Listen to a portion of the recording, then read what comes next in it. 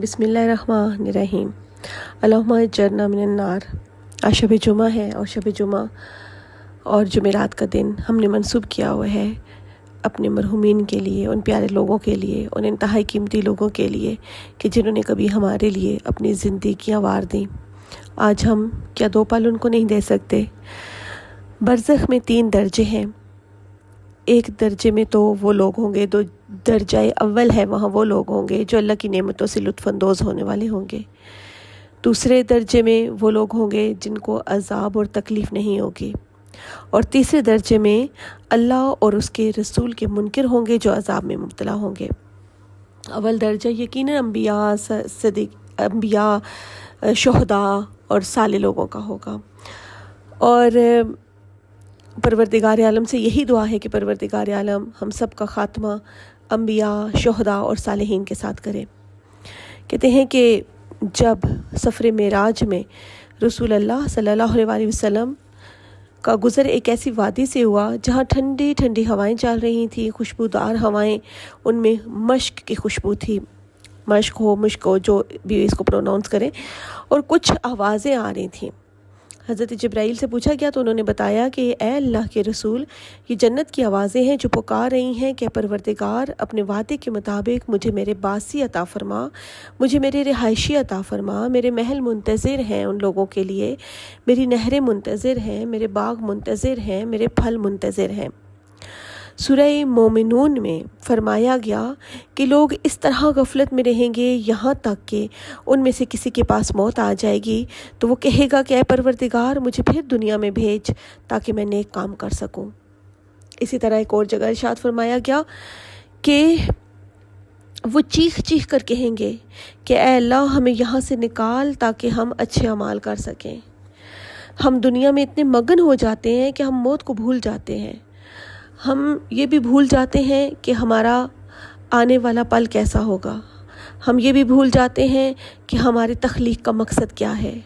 ہم یہ بھی بھول جاتے ہیں کہ اطاعت الہی کیا ہے، حقوق العباد کیا ہے،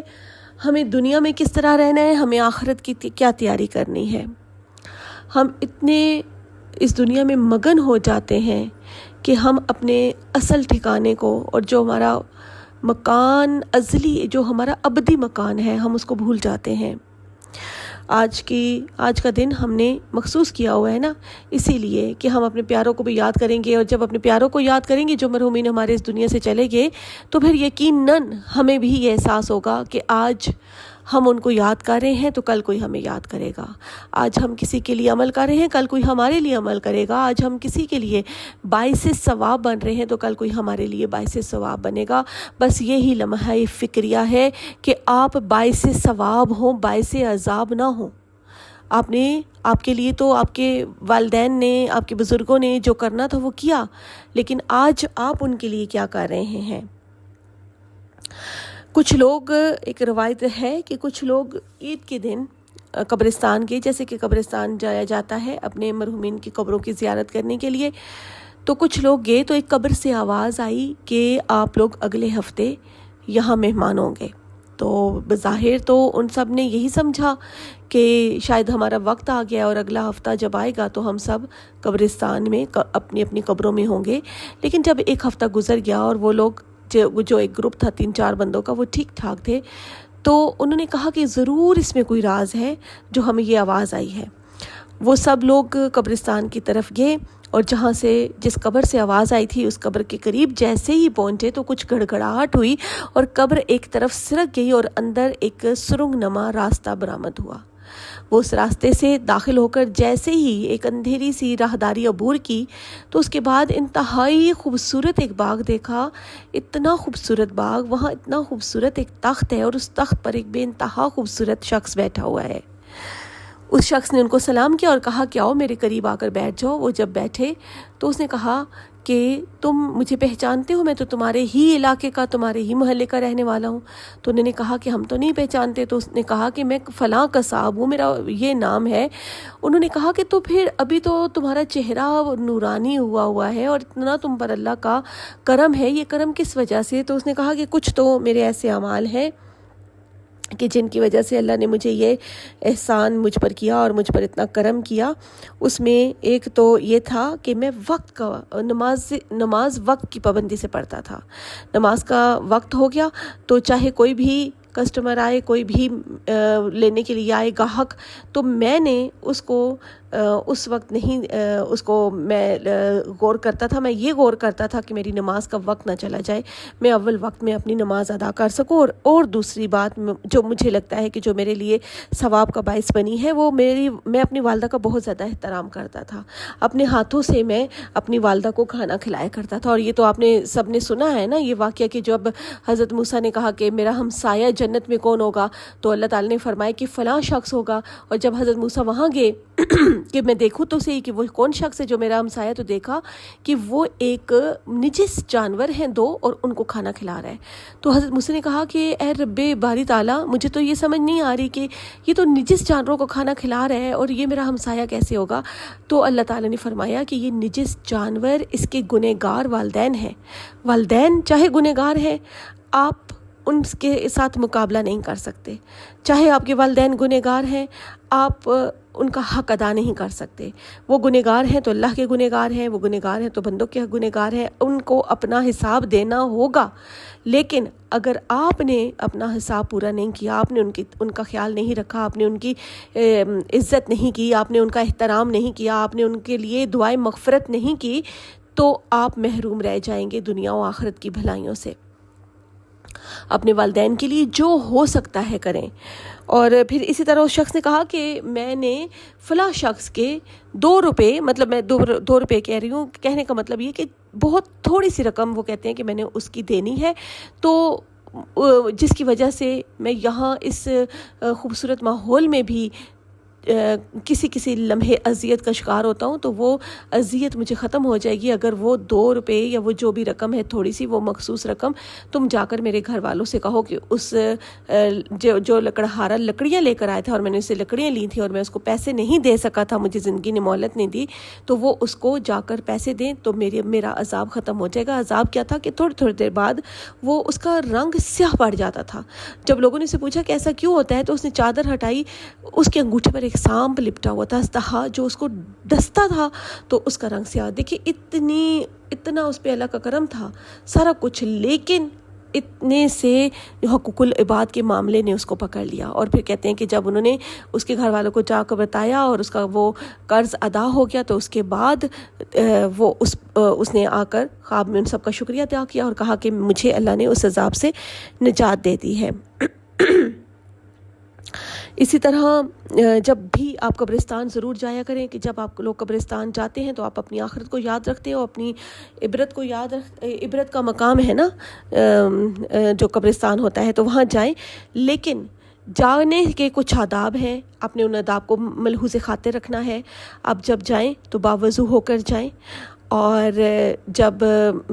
وہاں پہنچے قبرستان میں تو السلام علیکم یا اہل القبور ضرور کہیں۔ آپ سب جانتے ہیں لیکن یہ ضرور کہیں، اور کہتے ہیں کہ جب آپ سلام کرتے ہیں نا تو وہ اہل القبور آپ کو جواب دیتے ہیں۔ اور روایات بیان کرتی ہیں، آئمہ کے فرامین ہیں کہ خاص طور پر آپ جب جمعے والے دن جاتے ہیں، ضرور جایا کریں جمعے والے دن اپنے مرحومین کی زیارت کو۔ جب آپ جمعے والے دن جاتے ہیں تو وہ نہ صرف آپ کی باتوں کو سنتے ہیں بلکہ آپ کی باتوں کا جواب بھی دیتے ہیں۔ اور جیسے آپ ایک مہمان آنے پر ہر دل عزیز مہمان آنے پر آپ کے دل کا قریب جو مہمان ہو اس کے آنے پر آپ خوش ہوتے ہیں، اسی طرح ہمارے مرحومین ہمارے جانے پر خوش ہوتے ہیں۔ وہاں بیٹھیں، ان کے لیے قرآن پاک پڑھیں، بہت زیادہ ان کے لیے توبہ استغفار کریں۔ اور جیسا کہ میں پہلے بھی بتاتی ہوں، ہر دفعہ بتاؤں گی کہ آپ نے قبر پر ہاتھ رکھ کر 7 بار جب آپ سورہ قدر پڑھو گے تو جب تک آپ کے ہاتھوں کا نشان اس قبر پر رہے گا تب تک مسلسل نور اللہ تعالیٰ داخل کرتا رہے گا۔ اور اپنے مرحومین کے لیے ضرور فاتح خوانی کیا کریں۔ یہ تو میں آپ کو اپنے گھر کا، اپنے خاندان کا واقعہ بتا رہی ہوں کہ میرے چاچو جی پروردگار عالم انہیں جنت الفردوس میں اعلیٰ مقام عطا فرمائے، اور یقیناً ہوگا کہ ان کے علامات، ان کا مقام دنیا میں ہی لوگوں نے دیکھ لیا۔ تو ان کی بیٹی فاتحہ دلاتی تھی نا جب ان کی، تو چند دن گزرے تو ان کے محلے کی ایک عورت نے آ کر کہا کہ تمہارے بابا کہہ رہے ہیں کہ میری بیٹی فاتحہ تو بہت اچھا دلاتی ہے لیکن پانی نہیں رکھتی۔ تو اس کا مطلب کہ ہمارے مرحومین کو یہ جو ہم فاتحہ کرتے ہیں، جو اصال ثواب کرتے ہیں، وہ ان کو پہنچتا ہے۔ آپ جب ان کی قبروں پر جائیں، پانی چھڑکیں، 7 بار سورہ قدر پڑھیں، سبز چیز ان کی قبروں پر رکھیں، اناج رکھیں، تاکہ جو حشرات اور جو پرندے کھائیں گے تو آپ کے مرحومین کو ثواب ہوگا۔ اپنے مرحومین کو بالکل مت بھلائیں، اور یہ نہ سوچیں کہ ایسا پتہ نہیں ہوگا یا نہیں ہوگا، یہ ثواب ملے گا یا نہیں ملے گا۔ یہ آپ کا معاملہ نہیں ہے، یہ آپ کے اور میرے سوچنے کی بات نہیں ہے، یہ رب العزت کی بات ہے۔ وہ جو بہانے سے انسان کو معاف کر دیتا ہے، وہ تو بہانے ڈھونڈتا ہے، وہ تو کہتا ہے کہ تمہیں تو جب ایک کانٹا چبھتا ہے تو میں اس کے لیے بھی تمہیں معاف کر دیتا ہوں، میں 70 گناہ معاف کر دیتا ہوں۔ تو جب ہم اپنے پیاروں کے لیے تھوڑی سی تگ و دو کریں گے تو کوئی بعید نہیں ہے کہ وہ پروردگار عالم اس چیز کا بہترین صلہ نہ عطا فرمائے انہیں۔ اور ایک مرتبہ صرف اگر بچہ یا اللہ بھی کہہ دیتا ہے نا، تو اپنے جو اس کے مرحومین، جو دادی دادا نانی نانا اس کے دنیا سے چلے جاتے ہیں، ان کے بھی پروردگار عالم درجات بلند کرتا ہے، ان کے آباء و اجداد کی قبریں روشن کر دیتا ہے۔ اس لیے اس بات کو آپ ہرگز لائٹ نہ لیں۔ آپ اپنی موت کی تیاری کے ساتھ ساتھ اپنے مرحومین کو ہمیشہ یاد رکھا کریں، اور اپنے مرحومین کو بھلانا نہیں ہے۔ ان کے لیے ضرور آپ کیا ہفتے میں ایک دن نہیں نکال سکتے، آپ ہفتے میں ایک پل نہیں نکال سکتے کہ جس میں آپ اپنے پیاروں کو یاد کریں؟ تو میں پروردگار عالم سے دعا کرتی ہوں، اور آپ سب مجھے بتائیے گا کومنٹ میں۔ میرا دل کر رہا ہے کہ ہم نیکسٹ ٹائم سے ایسے کریں کہ جو کومنٹس میں مجھے اپنے مرحومین کے نام لکھیں گے نا آپ لوگ، تو میں انشاءاللہ کوشش کروں گی کہ ان مرحومین کے نام لے کر، اور جتنا بھی ہم کلام پڑھتے ہیں، جو ہمارا ذکر اذکار کا گروپ ہے، جتنا بھی ہم کلام پڑھتے ہیں، وہ تمام کلام بھی ان مرحومین کا ناموں کے ساتھ ان کو ہم یہ تحفہ دیا کریں۔ اور ہماری دعا میں تو خیر سارے ہی شامل ہوتے ہیں، کیونکہ اب ہمیشہ بانٹنا سیکھیے، ہمیشہ دینا سیکھیے، اس لیے کہ پروردگار عالم کو دینا بہت پسند ہے۔ تو میں دعا کرتی ہوں کہ پروردگار عالم جتنے بھی مومنین و مومنات، مسلمین و مسلمات اس دنیا سے چلے گئے ہیں، میرے آباء و اجداد کے سمیت، میرے ماں باپ سمیت، آپ سب کے تمام عزیز اقربا سمیت، میرے ساس و سر سمیت، میرے تمام جتنے بھی میرے جاننے والے ہیں، جتنے لوگوں کو میں جانتی ہوں، جو لوگ یہ ویڈیو دیکھ رہے ہیں، ان کے تمام مرحومین سمیت، جو یہ ویڈیو کو شیئر کریں گے، ان کے تمام مرحومین سمیت، پروردگار عالم اور ان سمیت جن کے لیے کوئی دعا کرنے والا نہیں، میرے مالک سب کی قبروں کو روشن کر دینا، سب کی قبروں کو وسیع کرنا، سب کی قبروں کو پر رونق کرنا۔ میرے مالک وہ قبریں وحشتناک ہولناک گڑھے نہ ہوں، میرے مالک وہ قبریں خوبصورت حسین باغ ہوں، وہ جنت کے باغیچوں میں سے خوبصورت باغیچے ہوں، وہ ہر ہمارے مرحوم کی قبر میں ایک ایسی کھڑکی کھلے کہ جس سے جنت کی ٹھنڈی ٹھنڈی ہوائیں آئیں۔ پروردگار عالم ہمارے مرحومین کو رسول خدا صلی اللہ علیہ وآلہ وسلم اور ان کی آل کی زیارت کروانا، ان کو ان کے سائے میں رکھنا، اور اپنے خاص کرم سے، اپنے خاص لطف سے، اپنے خاص احسان سے ان پر ان کو میرے مالک ان کو ایک ایسا درجہ عطا فرما کہ جنت والے بھی رشک سے ان کو دیکھیں۔ میرے مالک ہم لوگوں کی، ہم گنہگاروں کی، ہم خطا کاروں کی یہ التجا قبول فرما۔ چھوٹے چھوٹے بچوں نے جو آمین کہی، اس آمین کو قبول فرما کر میرے مالک اس دعا کو درجائے قبولیت پر پہنچا۔ آمین ثم آمین۔